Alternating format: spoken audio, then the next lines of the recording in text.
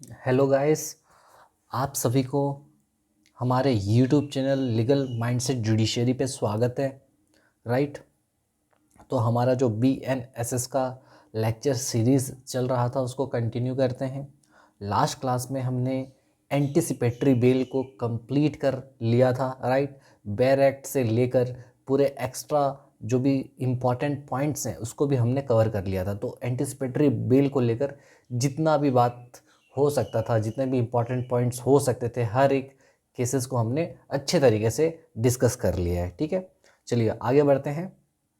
और जो इस लेक्चर को फर्स्ट टाइम देख रहे हैं गाइस, आप सभी के लिए डिस्क्लेमर कि आप मेरे वीडियो को एटलीस्ट 1.5x या उससे ज़्यादा स्पीड में आपको इस वीडियो को देखना है, तभी आपको एक मज़ा आएगा। वरना थोड़ा सा होता है ना, स्लो लग गया तो बोर लग सकता है, बट कंटेंट आपको बहुत ही अच्छा मिलेगा। मैं इतना इस बात का आपको गारंटी दे सकता हूँ। ठीक है, तो चलिए स्टार्ट करते हैं वीडियो को बिना टाइम वेस्ट किए हुए। ठीक है, तो चलिए। तो सर आज क्या पढ़ाओगे? देखो, लास्ट क्लास में हमने 482 को कंप्लीट किया था, याद है? तो याद करो, वो चार्ट याद करो। कौन सा चार्ट सर? चार्ट जो मैं बनाया था, तो के सर दिखाते हैं। तो चार्ट किधर गया मेरे भाई? चार्ट, यस, ये किधर है? एंटिसिपेटरी बेल से जस्ट पहले ही था, मुझे याद है जितना। ये ला, याद है? ये चार्ट याद करो। हमने ये पढ़ा था कि कौन कौन सा स्टेजेस में बेल दिया जाता है। तो सबसे पहला हमने ये पढ़ा था कि भैया अरेस्ट होने से पहले एक स्टेज होता है। अरेस्ट होने से पहले आप अगर आप बेल के लिए अप्लाई करते हो, अरेस्ट से पहले, इसको प्री अरेस्ट बेल बोलते हैं और एंटिसिपेटरी बेल भी कहा जाता है। और ये नॉन बेलेबल ऑफेंस के लिए होता है। सेक्शन 482 BNSS का और 438 CRPC का लगता है। ठीक है, ये हमने पढ़ चुका है, ये हमने पढ़ लिया अच्छे तरीके से। ठीक है, अब आते हैं नेक्स्ट था पोस्ट अरेस्ट बेल। बेल कब मिलेगा? नेक्स्ट एक था अरेस्ट होने से पहले, तो दूसरा क्या होगा? अरेस्ट होने के बाद। तो अरेस्ट होने के बाद जब बेल के लिए अप्लाई करोगे तो उसको बोलेंगे पोस्ट अरेस्ट बेल। ठीक है सर। अच्छा, इसी को बोला जाता है रेगुलर बेल। क्या बोलते हैं? Regular bell. ठीक है, क्या बोलते हैं इसको? Regular bell. नॉर्मली जैसे बंदा अरेस्ट होता है उसके बाद वो बेल के लिए अप्लाई करता है, ये नॉर्मल प्रोसीजर है ना। तो उसी को बोलते हैं, जब एक बंदा नॉर्मली अरेस्ट हो गया उसके बाद वो बेल के लिए अप्लाई किया तो हम उसको रेगुलर बेल बोलते हैं। और ये भी हो सकता है दो केस, एक होता है बेलेबल ऑफेंस के केस में बेल, और दूसरा हो सकता है नॉन बेलेबल ऑफेंस के केस में। तो जो बेलेबल वाला ऑफेंस है वो है तुम्हारा सेक्शन 478। O my God. ठीक है, और नॉन बेलेबल वाला है जो तुम्हारा, वो है सेक्शन 480। अच्छा, ठीक है। और जो पहले जो सेक्शन हुआ करता था बेलेबल का, वो 436 हुआ करता था, और नॉन बेलेबल के केस में 437 हुआ करता था। बट अभी जो नया हुआ है उसमें थोड़ा सा एक का डिफरेंस है, 478 और 480 है। ठीक है, याद रखिएगा। तो सर अभी क्या पढ़ेंगे? आज हम पढ़ेंगे ये वाला टॉपिक, सेक्शन 478 को लेके ही मेन हमारा आज का डिस्कशन होने वाला है। ठीक है, चलिए आगे बढ़ते हैं। बहुत ईजी है और इसमें कुछ उतना खास है नहीं। ठीक है, चलिए तो इसको मैं मिटा देता हूँ भाई। चलो, और आते हैं हमारा,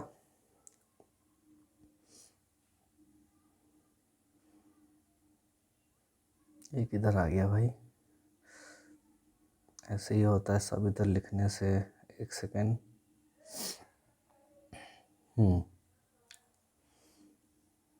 यस, तो ये है हमारा आज का नोट्स। आज इसी से पढ़ेंगे और बहुत अच्छे तरीके से कवर करेंगे। टेंशन नहीं लीजिएगा, पूरा अच्छे से समझ में आएगा। ठीक है, चलिए चलते हैं, आगे बढ़ते हैं। तो कौन सा सेक्शन पढ़ने वाले हैं? सेक्शन पढ़ने वाले हैं हम सेक्शन 478 BNSS का, जो कि पहले हुआ करता था 436। क्या हुआ करता था? 436। यहाँ लिख लो,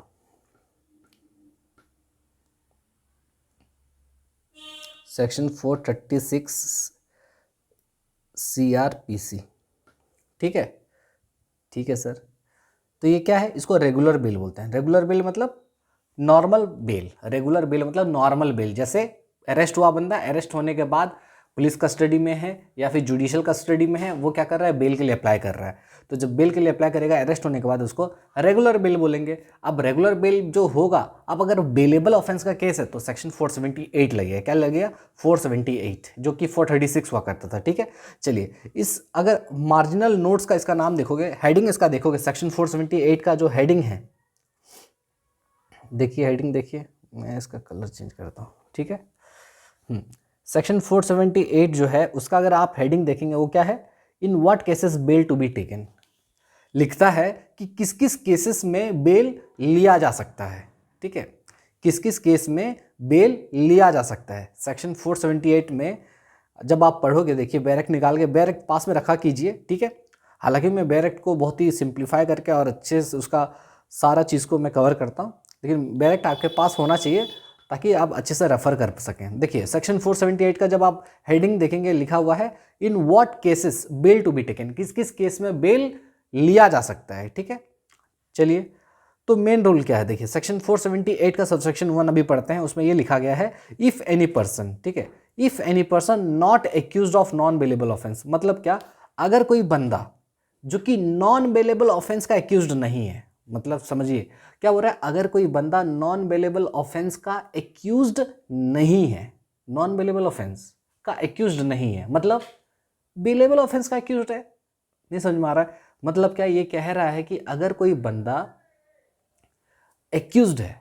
वो भी किस ऑफेंस का, नॉन बेलेबल ऑफेंस का, नहीं, नॉन बेलेबल ऑफेंस का नहीं बोल रहा है, समझिए फिर से देखिए, if any person not accused of non bailable offence, ये कहना ये चाहता है अगर कोई बंदा जो एक्यूज्ड है बेलेबल ऑफेंस का, सीधा बोल दे, समझ में आ रहा है कि नहीं मैं क्या कह रहा हूं, नॉन बेलेबल ऑफेंस का एक्यूज्ड नहीं होना चाहिए। अच्छा, मतलब बेलेबल ऑफेंस का एक्यूज्ड होना चाहिए। हाँ, तो बोल रहा है अगर कोई बंदा जो कि एक्यूज्ड है, वो भी बेलेबल ऑफेंस का एक्यूज्ड है, अगर वो अरेस्ट होता है, मतलब अरेस्ट हो गया और डिटेन्ड, उसको पुलिस कस्टडी में रख लिया है विदाउट वारंट, बिना वारंट के अरेस्ट कर लिया, मतलब क्या, अगर कोई बंदा जो बेलेबल ऑफेंस किया है, ठीक है, और उसको पुलिस वाले ने अरेस्ट कर लिया है या फिर अपने कस्टडी में ले लिया है, वो भी बिना वारंट के, वो भी बिना वारंट के, ठीक है, बिना वारंट के उसको अरेस्ट अगर कर लिया है, कौन किया है, पुलिस ऑफिसर किया है ऑब्वियसली,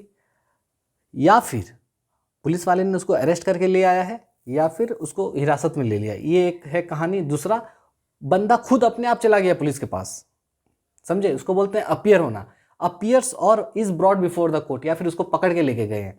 तो देखिए 3 तरीका है, एक है कि अगर कोई बंदा अरेस्ट हुआ है, ऑफेंस कौन सा है, बेलेबल ऑफेंस है, मतलब नॉन बेलेबल नहीं होना चाहिए, ये इंपॉर्टेंट बात है। सेक्शन 478 तभी लगेगा जब आपका बेलेबल ऑफेंस होगा, तो इसलिए यहाँ पर मेनली ऐसा लिखा गया है कि if a person not accused of non bailable offence, मतलब क्या, एक्यूज्ड ऑफ बेलेबल ऑफेंस, ठीक है, अगर अरेस्ट होता है या फिर डिटेन किया जाता है बिना वारंट के पुलिस ऑफिसर के द्वारा, या फिर अपीयर होता है, मतलब अपने आप सरेंडर कर दिया वो, ठीक है, और is brought before the court, या फिर कोर्ट के सामने उसको लाया जा रहा है, ठीक है, and he is prepare to give bail. अब देखो बोल रहा है बंदा को पकड़ के लाए, अरेस्ट करके लाए, या फिर वो खुद सबमिट किया अपने आप को, ठीक है, हर केस में अगर वो रेडी है, क्या रेडी है भाई, किस चीज़ के लिए रेडी है, अगर वो रेडी है बेल देने के लिए। सर बेल ये कैसे देगा, जो बंदा खुद अरेस्ट वो हो गया है वो बेल कैसे देगा, बेल तो वो खुद बेल पे रिलीज होता है ना, तो बेल कैसे देगा। अच्छा, तो यहाँ पर बेल का मतलब ये है कि बेल मतलब सिक्योरिटी देगा। ओ माय गॉड, मतलब क्या, अगर कोई बंदा जो कि नॉन बेलेबल ऑफेंस का एक्यूज्ड है, अगर कोई बंदा नॉन बेलेबल ऑफेंस किया है, एक्यूज नहीं है, नहीं है, ठीक है, नहीं है, ओके, अगर कोई बंदा नॉन बेलेबल ऑफेंस का एक्यूज नहीं है, वो अरेस्ट होता है या फिर डिटेन किया जाता है पुलिस ऑफिसर के द्वारा, वो भी बिना वारंट के, या फिर खुद अपीयर होता है, मतलब सरेंडर करता है खुद को, या फिर कोर्ट के सामने उसको लाया जाता है, तो अगर वो रेडी है बेल देने के लिए, if he is prepare to give bail, मतलब बेल देने के लिए रेडी है, एट एनी टाइम, किसी भी वक्त, वाइल इन कस्टडी और ड्यूरिंग द कोर्ट प्रोसीडिंग्स, ठीक है, जब वो कस्टडी में था तब भी रेडी है देने के लिए, या फिर कोर्ट प्रोसीडिंग्स चल रहा है उस समय भी वो बेल देने के लिए अगर रेडी है, तो यहाँ पर बेल देने के लिए रेडी है, समझ में आया, बेल देने के लिए रेडी है, मतलब भाई यहाँ पर ये कह रहा है कि जो बंदा होता है ना वो बेल देता है, ठीक है, ठीक है, जो बंदा है वो बेल देने का मतलब है कि वो सिक्योरिटी देगा, ठीक है, बॉन्ड वॉन्ड साइन करेगा, इसका मतलब समझे।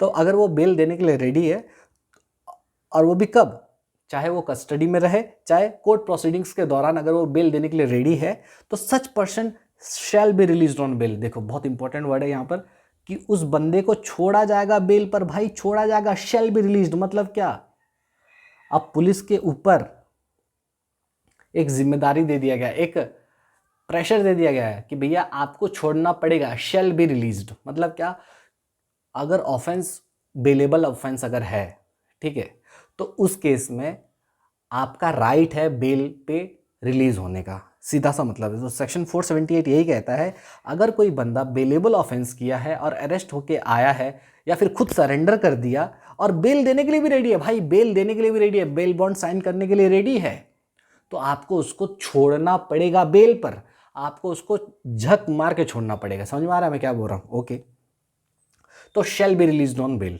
ठीक है। तो बस इसमें कंडीशन ये है कि वो ऑफेंस जो होना चाहिए वो बेलेबल ऑफेंस होना चाहिए, ना कि नॉन बेलेबल ऑफेंस, ठीक है, क्योंकि नॉन बेलेबल हुआ तो सेक्शन 480 लगेगा, 478 नहीं लगेगा, ठीक है सर, समझ गए? आगे बताइए। इसका प्रोवाइजो 1 जब देखोगे तो यहाँ पर देखिए शैल बी रिलीज है, दूसरा है प्रोवाइजो 1। प्रोवाइजो 1 क्या बोलता है? प्रोवाइजो 1 ये कहता है कि भैया if the person is indigent, क्या बोलता है? प्रोवाइजो 1 बोलता है इंडिजेंट पर्सन के बारे में कि if the person is indigent that is unable to furnish surety or bail bond. देखिए होता क्या है कि इंडिजेंट का मतलब होता है अगर गरीब आदमी है। अब देखिए कोई बंदा अरेस्ट होकर आ गया पुलिस के पास, ठीक है, क्राइम में कोई क्राइम किया था, बेलेबल ऑफेंस किया था, अरेस्ट होकर आ गया, अब बेल देने के लिए उसके पास पैसा ही नहीं है, सिक्योरिटी ही नहीं है देने के लिए, भैया क्या बेल बॉन्ड साइन करेगा, क्या श्योरिटी को लाएगा? हाँ, समझ रहे हैं कि नहीं? तो बहुत ही गरीब आदमी है, कोर्ट फीस देने के लिए भी पैसा नहीं है।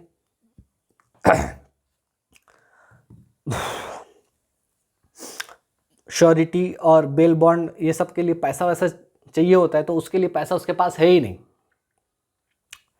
तो अगर बंदा इंडिजेंट पर्सन, तो इंडिजेंट मतलब समझ में आया? इंडिजेंट का मतलब है गरीब आदमी। गरीब आदमी, अब देखिए गरीब का मीनिंग यहाँ पर अलग है। गरीब का मतलब वो उस बेल को देने के लिए जो भी पैसे का ज़रूरत है, जो भी रिक्वायर्ड अमाउंट है वो दे नहीं पाएगा कोर्ट को, ठीक है। श्योरिटी लाने के लिए जो पैसे का दरकार पड़ेगा, जो भी मतलब लीगल केस में जो भी पैसा चाहिए वो उतना देने के लिए वो उसके पास पैसा है नहीं। अगर बंदा अरेस्ट होके आ गया, अगर वो गरीब आदमी है, पैसा नहीं दे सकता, श्योरिटी अरेंज नहीं कर सकता, तो उस केस में द ऑफिसर और द कोर्ट, ऑफिसर मतलब कौन भाई? ऑफिसर मतलब पुलिस ऑफिसर, कोर्ट मतलब कोर्ट। अच्छा, कोर्ट मतलब कोर्ट, सर कौन सा कोर्ट बताएंगे आगे। अब देखिए अगर कोई बंदा इंडिजेंट पर्सन है, मतलब अगर वो फर्निश श्योरिटी फर्निश करने के लिए उतना उसके पास अफोर्ड नहीं कर पा रहा है श्योरिटी फर्निश करने के लिए, ना ही बेल बॉन्ड दे सक रहा है, ना ही बेल बॉन्ड दे सक रहा है, ना ही बेल बॉन्ड और श्योरिटी तो सेम ही होता है, ओके, तो ना ही बेल बॉन्ड दे पा रहा है, ओके, यानी श्योरिटी अरेंज नहीं कर पा रहा है, तो उस केस में जो ऑफिसर होगा या फिर जो कोर्ट होगा वो may and shall release him on the personal bond.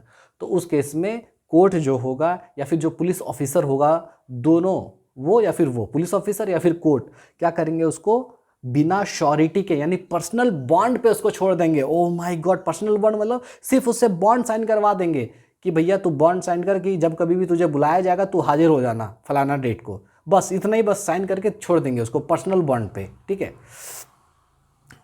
Requiring the appearance as prescribe, तो प्रोवाइजो 1 वही बोलता है। तो यहाँ पर प्रोवाइजो 1 क्या बोला, अभी फिर से समझते हैं। देखिए पहले में हमने ये पढ़ा कि अगर कोई बंदा बेलेबल ऑफेंस किया, अरेस्ट होके आ गया या फिर खुद सरेंडर कर दिया, तो उस केस में अगर वो रेडी है बेल देने के लिए तो उसको रिलीज किया जाएगा बेल पर, शेल बी रिलीज, मतलब शेल मैंडेटरी है रिलीज करना, ठीक है, ठीक है, तो उसका राइट है बेल पे रिलीज होने का, ठीक है।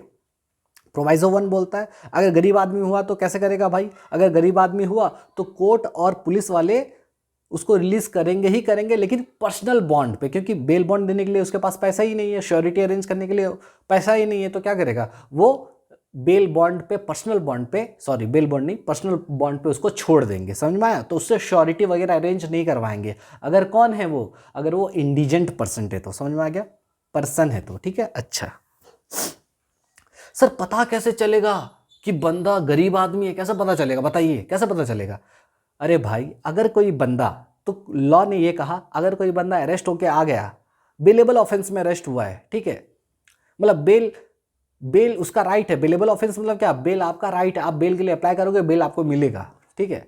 अगर आप बेलेबल ऑफेंस में अंदर आए हो तो बेल आपका राइट है, लेकिन आप गरीब आदमी हो, लेकिन गरीब आदमी का पता कैसे चलेगा कि आप गरीब आदमी हो? तो लॉ कहता है अगर आप अरेस्ट होके आ गए और 1 हफ्ता तक, ठीक है, अरेस्ट होने के 1 हफ्ते तक अगर आप बेल के लिए अप्लाई नहीं कर रहे हो तो कानून ये मान लेगा कि आप गरीब आदमी हो। ओ माय गॉड, मतलब सर यहाँ पर मतलब खुद कानून अपने आप मान ले रहा है, हाँ मान लेगा, आपको गरीब मान लेगा। अगर बेलेबल ऑफेंस में आप अरेस्ट होके आए हो और बेल आप नहीं दे रहे हो 1 हफ्ते तक अरेस्ट होने के, तो लॉ ये मान लेगा कि आप गरीब आदमी हो, आप इंडिजेंट पर्सन हो। तो देखिए, if a person is unable to furnish bail bond with in 1 week, अगर बंदा बेल बॉन्ड नहीं दे पा रहा, मतलब श्योरिटी अरेंज नहीं कर पा रहा है, कितना दिन के अंदर, 1 हफ्ता के अंदर, कहाँ से, अरेस्ट से, इट शैल बी प्रिज्यूम्ड, ये मान लिया जाएगा क्या, the person is indigent, person जो है वो क्या है, इंडिजेंट है, गरीब है, for the purpose of this provision, इस प्रोविजन के लिए उसको गरीब मान लेंगे। मतलब क्या, अगर कोई बंदा अरेस्ट होकर आ गया 1 हफ्ता तक अगर वो बेल के लिए अप्लाई नहीं कर रहा है तो कानून मानेगा कि भैया वो इंडिजेंट पर्सन है, उसको पर्सनल बॉन्ड पे छोड़ो, अगर वो पर्सनल बॉन्ड देने के लिए रेडी है तो। समझ में आया, समझ में आया, ओके सर। सर एक डाउट है, क्या सर, यानी क्या पर्सन अगर इंडिजेंट है तो जो कोर्ट होगा या फिर जो ऑफिसर होगा दोनों उसको छोड़ेंगे, ठीक है सर, दोनों रिलीज करेंगे। बट क्वेश्चन ये है सर, कौन सा कोर्ट रिलीज करेगा, बताइए ना मुझे, कौन सा कोर्ट रिलीज करेगा उसको। एंटिसिपेटरी बेल में तो जाते थे हाई कोर्ट के पास, जाते थे कोर्ट ऑफ सेशन के पास, तो यहाँ पर कौन सा कोर्ट उसको बेल देगा सर। तो चलिए आगे देखिए, who will grant bell under section 478, ये सब आपको नहीं मिलेगा, ठीक है, डायरेक्ट पढ़ेंगे तो आपको कुछ नहीं रहेगा लिखा हुआ, तो ये सब चीज़ मैं एक्स्ट्रा अपना लिख के आया हूँ। देखिए, who will grant bell under section 478, 478 में बेल कौन ग्रांट करता है भाई, बताओ मुझे। अगर आप बेलेबल ऑफेंस है तो कौन आपको बेल देगा 478 में, तो पुलिस ऑफिसर देगा, यानी पुलिस ऑफिसर आपको बेल दे सकता है, या फिर कोर्ट देगा। लेकिन कौन सा कोर्ट भाई, यहाँ पर आता है तुम्हारा बहुत इंपॉर्टेंट, मजिस्ट्रेट कोर्ट। तो जो मजिस्ट्रेट कोर्ट होता है ना, जुडिशियल मजिस्ट्रेट फर्स्ट क्लास, हाँ ठीक है, तो मजिस्ट्रेट का कोर्ट, चाहे जुडिशियल मजिस्ट्रेट फर्स्ट क्लास हो, ठीक है, तुम्हारा सेकंड क्लास हो, या फिर तुम्हारा सीजेएम का कोर्ट हो, चीफ जुडिशियल मजिस्ट्रेट कोर्ट हो, तो जो जितने भी मजिस्ट्रेट कोर्ट हैं वही आपको बेल देंगे, आपका कौन सा केस में, बेलेबल ऑफेंस में। समझ में आया। तो बेलेबल ऑफेंस में कौन बेल देगा, हाई कोर्ट देगा, कोर्ट ऑफ सेशन देगा, कि मजिस्ट्रेट कोर्ट देगा। भाई मजिस्ट्रेट कोर्ट देगा, और पुलिस ऑफिसर भी दे सकता है। सर पुलिस ऑफिसर भी बेल देगा, हाँ भाई पुलिस ऑफिसर भी बेल दे देगा। अच्छा, तो ये याद रखिएगा। तो इसी को बोलते हैं रेगुलर बेल, मतलब आप नॉर्मली अरेस्ट हो गए, बेलेबल ऑफेंस किया आपने, बेलेबल ऑफेंस किया आपने, अरेस्ट होके आ गए, अगर आप रेडी हो बेल देने के लिए तो आप क्या कर सकते हो, आपको रिलीज कर दिया जाएगा। प्रोवाइजो 1 बोलता है अगर आप गरीब आदमी हो तो उस केस में आपसे बेल बॉन्ड नहीं भरवाया जाएगा, आपसे पर्सनल बॉन्ड ले लिया जाएगा बस, और आपको छोड़ दिया जाएगा। उसके बाद बताया गया कि किसको गरीब आदमी बोलेंगे, किसको इंडिजेंट पर्सन बोलेंगे। अगर कोई बंदा अरेस्ट होके आता है और वो 1 हफ्ता तक बेल बॉन्ड नहीं देता, श्योरिटी अरेंज नहीं करता है, तो हम उसको क्या मान लेंगे, गरीब आदमी मान लेंगे। फिर हमने ये पढ़ा कि कौन सा कोर्ट बेल देगा बेलेबल ऑफेंस के केस में, regular bail, bailable offence, bail in bailable offence में कौन कोर्ट बेल ग्रांट करता है, तो मजिस्ट्रेट कोर्ट ग्रांट करता है, और पुलिस ऑफिसर भी ग्रांट कर सकता है। समझ में आया।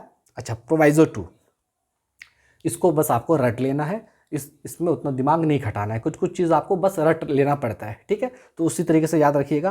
प्रोवाइजो 2 ये कहता है कि जो सेक्शन है, कौन सा, सेक्शन 478, ये 2 सेक्शन को अफेक्ट नहीं करेंगे, 2 सेक्शन को ओवरराइड नहीं करेंगे, बस इतना याद रखिए। क्या, ये जो हमारा सेक्शन है 478 regular bell in bailable offence, वो डज नॉट अफेक्ट, नहीं करेगा किस किस को, 135 का 3 को, और 492 तुम्हारा बोलता है कैंसलेशन ऑफ बेल के बारे में है, वो पढ़ेंगे बाद में।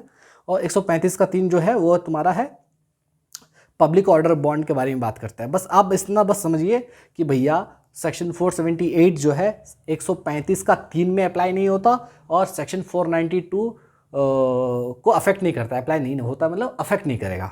जो भी लिखा गया है वो उसको फॉलो करेंगे। मतलब क्या, सेक्शन 135 का 3 में जो लिखा गया है उसको फॉलो करेंगे, 478 को छोड़ देंगे, और 492 को फॉलो करेंगे, 478 को छोड़ देंगे। तो इसीलिए वो, यानी वो स्ट्रिक्ट प्रोविजंस है। कौन सा, ये दोनों स्ट्रिक्ट प्रोविजंस हैं, तो इसलिए इस पर अप्लाई नहीं होगा। तो याद रखिएगा, प्रीलिम्स में आ जाएगा कि कौन सा 2 section bell in bailable offence में अफेक्ट नहीं करता, सेक्शन 478 को अफेक्ट नहीं करता। तो ये 2 सेक्शन 135 का 3 और 492, ठीक है, समझ में आया। ओके, तो ये क्यों नहीं करता, क्योंकि ये स्ट्रिक्ट प्रोविजन के बारे में ये सारा जो प्रोविज़न है डील करता है, स्ट्रिक्ट प्रोविज़न है इसमें, ठीक है। तो सेक्शन 478 ये 2 चीज़ों को अफेक्ट नहीं करता, सेक्शन 135 का 3 और सेक्शन 492, ठीक है। चलिए आगे बढ़ें। बिल्कुल सर एक बात बताइए ना, क्या यानी यहाँ तक हमने जो पढ़ा क्या समझ में आया कि भैया अगर आप अरेस्ट होके आ गए, बेलेबल ऑफेंस किए हो, बेल देने के लिए रेडी हो, पैसा है आपके पास, अरेंज करने का काबिलियत है, तो आप बेल पे रिलीज हो जाओगे, क्योंकि बेल आपका राइट है, ठीक है। Bail is the right in case of bailable offence. Bailable offence में बेल आपका अधिकार है, आपको बेल पे रिलीज आप हो गए अगर आप बेल देने के लिए रेडी हो तो, ठीक है। लेकिन व्हाट अबाउट गरीब आदमी? अगर गरीब आदमी है तो क्या करेगा? तो गरीब आदमी के लिए बोला गया भैया आप पर्सनल बॉन्ड दे दो ना, ऐसे ही छोड़ देंगे आपको बेल बॉन्ड देने का जरूरत नहीं, ठीक है। अब क्वेश्चन ये आता है क्या, सर अगर मान लो कोई बंदा बेलेबल ऑफेंस किया, आया, बेल देने के लिए रेडी था, ठीक है, पर्सनल बॉन्ड या फिर बेल बॉन्ड पे उसको हमने छोड़ दिया, लेकिन कल को जाकर अगर वो फिर से कुछ करता है, ठीक है, कंडीशंस को वायलेट करता है, तो क्या करेंगे? सर उसका बेल कैंसिल कर देंगे क्या, बताइए? हाँ सर बिल्कुल कर देंगे, क्यों नहीं करेंगे सर। वापस से जाके फिर से क्या कर रहा है, उत्पात मचा रहा है, तो क्या करोगे? बेल कैंसिल कर दोगे क्या? बेल लिया था कि आएगा फलाना तारीख के दिन, जो टाइम दिया गया था, जो तारीख दिया गया था कि आएगा, वो आया नहीं, तो क्या करोगे? उसका बेल कैंसिल कर दोगे क्या? तो आइए समझते हैं। तो ये बोलता है सेक्शन 478 का 2 बोलता है कि अगर मान लो बेल का जो कंडीशंस था, देखो बेल पे जब भी छोड़ते हैं तो बेल पे कंडीशंस रहता है, याद है? जब कभी भी कोर्ट बुलाएगा तो दौड़ा चला आएगा, याद है कि नहीं? बिल्कुल। तो जब कभी भी कोर्ट बुलाया, अगर आप नहीं गए, यानी आप बेल का कंडीशन को तोड़ दिए, बिल्कुल तोड़ दिए, तो उस केस में क्या होगा? कोर्ट क्या करेगा? तो देखिए क्या बोलता है, if a person released on bail, अगर कोई बंदा बेल पे रिलीज हो गया है, fails to comply with the bond conditions, वो बॉन्ड कंडीशंस को कंप्लाई नहीं कर रहा है, ठीक है, अगर वो बॉन्ड के कंडीशंस को कंप्लाई नहीं करता है, ठीक है, फुलफिल नहीं करता है बॉन्ड के कंडीशंस को, जैसे कि सर राइट टाइम में अपीयर नहीं हो रहा है, जिस जगह में बोला गया, जिस वक्त बोला गया अपीयर नहीं हो रहा है, ठीक है, अपीयर अपना अपीयरेंस नहीं दे रहा है कोर्ट में, द कोर्ट में refuse to grant bail. Oh my God, court क्या करेगा? उसको बेल उसको ग्रांट नहीं करेगा on a next occasion in the same case. तो सेम केस में जब कभी भी वो आएगा तो बेल उसको नहीं ग्रांट करेगा। कौन? कोर्ट उसको ग्रांट नहीं करेगा। सेम नेक्स्ट ओकेजन में जब कभी भी सेम केस में ये आएगा ना भाई, तो उसको बेल ग्रांट नहीं करेगा। And this refusal is in addition to the court's power to impose penalty on the surety और on the accused as per 491। बोल रहा है कि देखिए यहां पर क्या किया कोर्ट, क्या किया, उसके बेल को क्या किया है, मेरा बात फिर से समझिए, रिफ्यूज कर दिया। बोल रहा है अगर आप गए, आप टाइम पे नहीं आए, राइट टाइम में नहीं आए, तो कोर्ट क्या करेगा? जब कभी भी सेम केस में आप अगर आओगे ना भाई, तो आप तो नहीं आए जब आपको बुलाया गया, तो जब कभी भी पकड़ के आपको लाया जाएगा तो उस समय आपको बेल नहीं दिया जाएगा, समझे कि नहीं?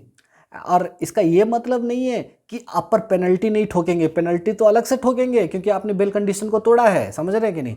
तो सेक्शन 491 में आप पर पेनल्टी तो अलग से ठोकेंगे, ठीक है, और आपको बेल भी नहीं देंगे। ओह माय गॉड, तो बेल कंडीशन तोड़ने का नतीजा समझ में आ रहा है। तो सेक्शन 478 का 2 बोलता है अगर आपने बेल पे आपने रिलीज हुआ, आप बेल पे रिलीज हुए, बेल पे रिलीज होने के बाद आपने बेल कंडीशंस को तोड़ा, तो कोर्ट क्या करेगा? नेक्स्ट टाइम जब कभी भी पुलिस आपको पकड़ेगा और लेके आएगा तो आपका बेल वो रिजेक्ट कर देगा, रिफ्यूज कर देगा कोर्ट, और अलग से आप पे पेनल्टी ठोकेगा सेक्शन 491 में, ठीक है। तो सर इसमें कोई केस है क्या, बता दो ना सर। हाँ केस है एक, तो Janardan Yadav versus state of Bihar 1978। तो Janardan Yadav versus state of Bihar 1978 का केस है, जिसमें यह बोला गया कि भैया once the bail is granted in bailable offence, अगर एक बार बेल दे दिया गया बेलेबल ऑफेंस में, the magistrate has no power to cancel the bail. Oh my God, मतलब कि मजिस्ट्रेट, अगर एक बार बेल आपको मिल गया है बेलेबल ऑफेंस में, तो मजिस्ट्रेट आपके बेल को कैंसिल नहीं कर सकता। सर ये क्या मतलब हुआ? आप तो बोले रिफ्यूज कर देगा। अरे भाई cancellation is different than refusal. Cancellation अगर मजिस्ट्रेट कर दिया तो उसका राइट हैम्पर हो गया ना। सर राइट कैसे हैम्पर हो गया? भाई bail in bailable offence is the right. अगर बेलेबल ऑफेंस में बेल आपका राइट है, यानी मजिस्ट्रेट आपका राइट को कैंसिल कैसे कर सकता है? समझ रहे हैं कि नहीं? ओहो, यानी यहाँ पर कैंसलेशन नहीं लिखा गया है, इसलिए यहाँ पर लिखा गया है रिफ्यूज़ल। जब कभी भी आप वापस से अरेस्ट होके आओगे तो बेल आपका रिफ्यूज कर दिया जाएगा, आपका समझते कि नहीं, आपका बेल कैंसिल नहीं हो रहा है, बेल आपको रिफ्यूज कर दिया जा रहा है। अच्छा, तो वही बोल रहा है once the bail is granted in bailable offence the magistrate has no power to cancel the bail except in exceptional circumstances like failure to appear on the furnish bond because bail is a statutory right. समझ में आया? तो यहाँ पर यही बोला गया कि बेलेबल ऑफेंस में बेल अगर दे दिया जा रहा है तो मजिस्ट्रेट उसके बेल कंडीशन को नहीं तोड़ सकता जब तक, ठीक है, मजिस्ट्रेट उसके बेल को कैंसिल नहीं कर सकता, एक्सेप्शनल सर्कमस्टांसेस में ही कैंसिल कर सकता है जब फेलियर टू अपीयर आया नहीं, जैसे बॉन्ड फर्निश नहीं किया जैसे, ठीक है। लेकिन टेक्निकली हम लोग ये नहीं बोलेंगे कि कैंसिल कर दिया, हम बोलेंगे रिफ्यूज़ कर दिया। समझे कि नहीं? क्यों? क्योंकि bail is the statutory right in case of bailable offence. Bailable offence में स्टैट्यूटरी राइट बन जाता है ना, ठीक है। So who can cancel bail in bailable offence? तो क्वेश्चन आना चाहिए सर, ठीक है, आपने बोला कि बेल कैंसिल नहीं कर सकता, हाँ ठीक है, तो बेल कैंसिल कौन करेगा बेलेबल ऑफेंस में? तो टेक्निकली बात करें ना तो कोई नहीं बेल कैंसिल करता है, neither magistrate NOR court of session NOR high court, ठीक है। ना ही मजिस्ट्रेट करेगा, ना ही कोर्ट ऑफ सेशन, ना ही हाई कोर्ट, ठीक है, नॉर कोर्ट ऑफ सेशन और हाई कोर्ट तो has general power to cancel the bail. तो इन लोगों का पास कोई जनरल पावर नहीं है कि वो बेल कैंसिल कर दे बेलेबल ऑफेंस में, because bail is the statutory right. तो आपका बेल यहाँ पर कैंसिल टेक्निकली नहीं होता, बस आपका बेल को इन लोग क्या करते हैं, रिफ्यूज़ कर देते हैं, कैंसिल नहीं करते, ठीक है। तो ये याद रखिएगा कि बेलेबल ऑफेंस में बेल आपका कैंसिल नहीं होता है, बस रिफ्यूज़ल होता है, ठीक है, ये याद रखिएगा। क्यों? अगर कैंसिल कर दिए तो आपका राइट तो वायलेट हो गया ना, आपका राइट तो, समझते कि नहीं, तो जो आपका राइट था उसका जो बेसिक पर्पस था वही डिफीट हो गया। समझ में आ रहा है? तो द ओनली एक्सेप्शंस क्या, if the accused fails to appear or violates the bail condition. अगर एक्यूज्ड अपीयर नहीं होता है, बेल कंडीशंस को तोड़ता है, तो मजिस्ट्रेट उस केस में क्या कर सकता है, उसको refuse to release him on bail, उसको बेल देने से मना कर देगा। नेक्स्ट टाइम जब भी सेम केस में वो आएगा तो बेल उसको नहीं दिया जाएगा। फॉरफिट द बेल बॉन्ड, उसका बेल बॉन्ड को फॉरफिट कर लेंगे, ठीक है, श्योरिटी वगैरह जितना अमाउंट दिया था सब फॉरफिट कर लेंगे, पेनल्टी भी इम्पोज करेंगे सेक्शन 491 में। और this is not classic cancellation, इसको कैंसलेशन नहीं बोला जाएगा बल्कि इसको रिफ्यूजल बोला जाएगा। समझ में आ रहा है? ओके। तो सर कोई सा केस है क्या? और एक तो केस है राशिक लाल वर्सेस किशोर 2009 सुप्रीम कोर्ट। तो सुप्रीम कोर्ट का एक केस है राशिक लाल वर्सेस किशोर का, जिसमें सुप्रीम कोर्ट ने क्या क्या कहा बेल इन बेलेबल ऑफेंस के बारे में, आइए समझते हैं। इसको बस याद कर लीजिएगा। बोला गया सबसे पहले, right to claim bail in bailable offence is absolute and indefeasible right. देखिए बोला गया भैया, right to claim bail in bailable offence, bailable offence में बेल क्लेम करना एक एब्सोल्यूट राइट है। क्या है? एब्सोल्यूट, मतलब कोई कंडीशन वाला नहीं है इसमें, एब्सोल्यूट आपको बेल मिलेगा ही मिलेगा। एंड इंडिफिजिबल राइट है, और इंडिफिजिबल राइट है। It is not a matter of जज और पुलिस डिस्क्रिशन। ऐसा नहीं है कि कोर्ट के डिस्क्रिशन पे ये डिपेंड करेगा, ऐसा नहीं है कि पुलिस के डिस्क्रिशन पे ये बेल डिपेंड करेगा। आपका हक है, आपको बेल मिलेगा तो मिलेगा, क्योंकि ऑफेंस कौन सा है? बेलेबल ऑफेंस है। ओके।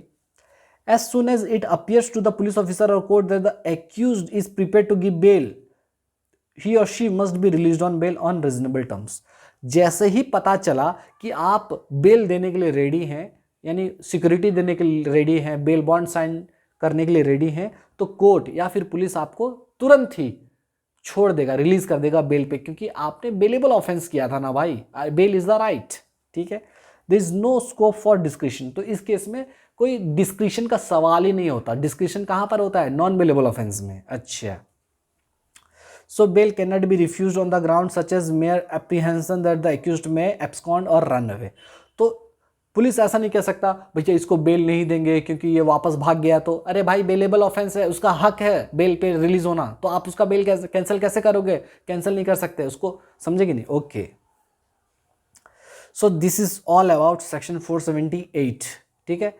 तो यहाँ पर हमारा सेक्शन 478 खत्म होता है। एक बार क्विक रिवीजन कर लेते हैं। सबसे पहले हमने ये पढ़ा कि भैया जो बेल इन बेलेबल ऑफेंस है ये है रेगुलर बेल, इसको बोला जाता है। जब रेगुलर बेल बेलेबल ऑफेंस में होता है उसी को बोला जाता है बेल इन बेलेबल ऑफेंस। इसमें क्या होता है, जब कभी भी बंदा कोई नॉन बेलेबल ऑफेंस का एक्यूज्ड नहीं होता, यानी बेलेबल ऑफेंस का एक्यूज्ड होता है, अरेस्ट होके आता है या फिर खुद सरेंडर करता है और वो रेडी है बेल देने के लिए, तो उसको बेल पे रिलीज कर दिया जाएगा। शैल be release, shell be release, shell be release, क्योंकि उसका हक है, उसका राइट है, इसलिए बोला जाता है bail is the statutory right in bailable offence. ठीक है। प्रोवाइजो 1 ये बोलता है अगर कोई गरीब आदमी है तो उस केस में उसको श्योरिटी अरेंज करने का ज़रूरत नहीं है, उसको बेल बॉन्ड देने का ज़रूरत नहीं है, वो पर्सनल बॉन्ड पे रिलीज़ हो सकता है, कोर्ट या फिर पुलिस उसको रिलीज़ कर देगा।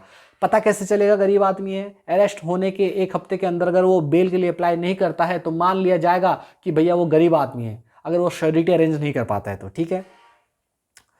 उसके बाद यहाँ पर सर कौन सा कोर्ट बेल देगा बेलेबल ऑफेंस में, तो याद रखिएगा यहाँ पर ना ही कोर्ट ऑफ सेशन है ना हाई कोर्ट है, यहाँ पर कौन सा कोर्ट है? मजिस्ट्रेट कोर्ट है। ठीक है। अच्छा, कौन सा 2 सेक्शन में ये अप्लाई नहीं होता? एक है तुम्हारा 135 का 3 और दूसरा है 492। ठीक है। फिर बोला गया अगर बेल कंडीशन को तोड़ा तो क्या होगा? बेल कंडीशन को अगर उसने तोड़ा, अगर आप बेल पे रिलीज हुए और बेल कंडीशन को तोड़ा तो नेक्स्ट टाइम जब कभी भी अगर आओगे कोर्ट, तो कोर्ट आपके बेल को रिजेक्ट कर देगा, रिफ्यूज कर देगा और अलग से आप पे पेनल्टी ठोकेगा सेक्शन 491 में, और इसको कैंसिलेशन नहीं कहा जाएगा। ठीक है। चलिए, कौन सा केस पढ़े? एक पढ़े Janardan Yadav versus state of Bihar और एक तो केस पढ़े राशिक लाल वर्सेस किशोर 2009 सुप्रीम कोर्ट। ठीक है। आई होप आपको समझ में आ गया होगा अच्छे से सेक्शन 478। तो नेक्स्ट क्लास में बाकी का सेक्शन कवर करेंगे। तब तक के लिए बाय, टेक केयर। मैं हूं आपका दोस्त सैम और पढ़ते रहिए और चैनल को सब्सक्राइब जरूर कीजिए और वीडियो को शेयर कीजिए अपने दोस्तों के साथ ताकि वो भी इसका फ़ायदा उठा सकें, और क्योंकि शेयरिंग इज़ केयरिंग। ठीक है। मिलते हैं, चलिए बाय बाय और पढ़ते रहिए।